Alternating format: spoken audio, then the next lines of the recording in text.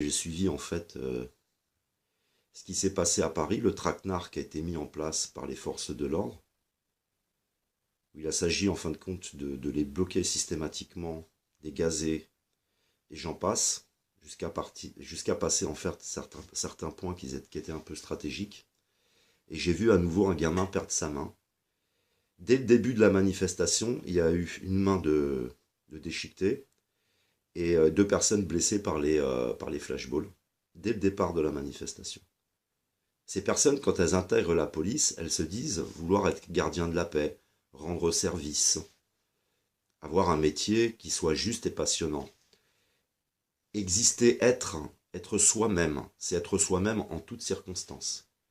Et dans cette expérience, on s'aperçoit que si les circonstances changent, c'est-à-dire qu'on a au pouvoir des fascistes, des gens terribles. La dernière manifestation où j'ai été, je suis revenu avec une blessure à la tête et j'ai reçu une grenade sur la tête. J'avais heureusement une capuche. Vous voyez qu'en fait, ces policiers, Monsieur Castaner et j'en passe, c'est qu'une question de circonstance. C'est-à-dire qu'ils ne sont pas habités par quelque chose. Ils ne sont pas convaincus par quelque chose. Ils ne sont pas, ils n'existent pas. Si les circonstances sont la paix et la justice, ils sont la paix et la justice. Et si les circonstances, c'est du fascisme, c'est de la violence, c'est de la dictature, ils sont la dictature. Tu peux leur changer même d'uniforme. Tu leur donnes un uniforme avec des bottes, tu les ferais claquer des bottes et ils claqueraient des bottes. C'est-à-dire qu'ils ne font pas ce métier dans l'intérêt commun, pour la paix et la justice, ils font ce métier en fin de compte pour des intérêts personnels. Et c'est intéressant aussi de voir que le traitement qui a été réservé aux banlieues, et bien tout compte fait, c'est le même qui est réservé à tous ceux qui s'insurgent. C'est intéressant parce que la main, il y a tout un symbole autour de la main. Cette main, elle permet énormément de choses. Elle permet de construire. On arrache ses mains. Et ce qui est intéressant dans le symbole qui tourne autour des yeux, parce que la main, on peut dire encore plus de choses, mais les yeux, c'est pareil. Les yeux, ce sont des gens qui ouvrent les yeux et on leur crève l'œil. Te fermer l'œil, te fermer les yeux, ne pas supporter ton éveil et te contenir. Et j'expliquais dans une précédente vidéo que les gilets jaunes, ce sont des personnes qui sont sorties d'un conditionnement, ce sont des électrons libres. Et on voit que lors de cette manifestation là à Paris, on a essayé encore de les contenir par devant, par derrière, sur les côtés, etc. On va vous contrôler, on va vous user, on va vous compresser, on va vous stresser, on va vous dégoûter d'aller à ces manifestations. Et on va aussi vous mutiler, quoi. Il y a encore eu des mutilés. Il va y avoir, je pense, des choses qui vont bouger, plutôt positivement. Au milieu du négatif, forcément, ça va être, je pense, encore violent, ça va être difficile, il va falloir de la ténacité. Mais la police, il y aura beaucoup de questions à se poser parce que on voit que vous êtes capable du pire, vous êtes capable, même pire, de ceux qui, deux fois, vous arrêtez.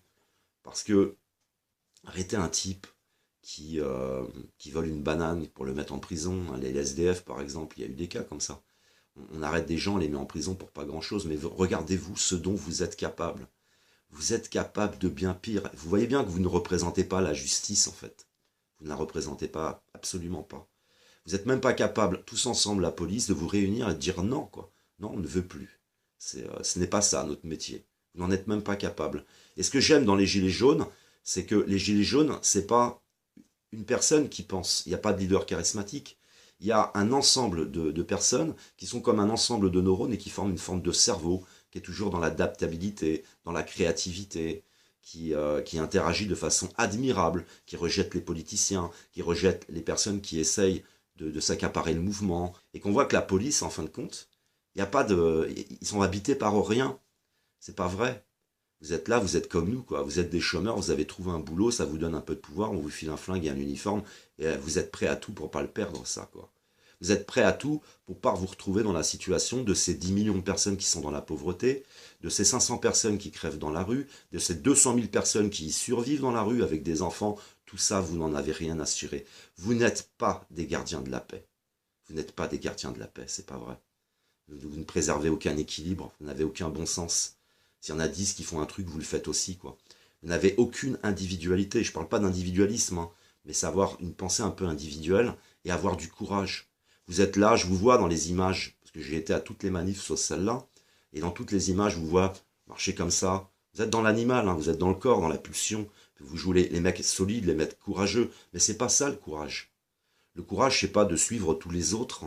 C'est pas d'être prêt à tout, en fin de compte, pour le garder ton job. C'est pas ça le courage. Ça, c'est pas le courage, ça. C'est minable, ça. Voilà, c'est minable. Le vrai courage, ce sont tous ceux qui ont dit non. Ce sont ceux-là les vrais courageux. Alors je pense que ça va bouger. Je pense que c'est aussi extrêmement intéressant, tout compte fait, de s'intéresser à ce qui est en train de se passer, de ce côté-là, de regarder vos attitudes, de quoi vous êtes capable, et qu'on passera, je pense aussi, à une très grosse réflexion à ce sujet, en tous les cas, parce que on voit que des fascistes peuvent prendre le pouvoir, et que l'armée et la police les suivent complètement aveuglément.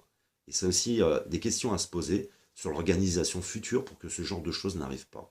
Merci de m'avoir écouté, et à une prochaine vidéo.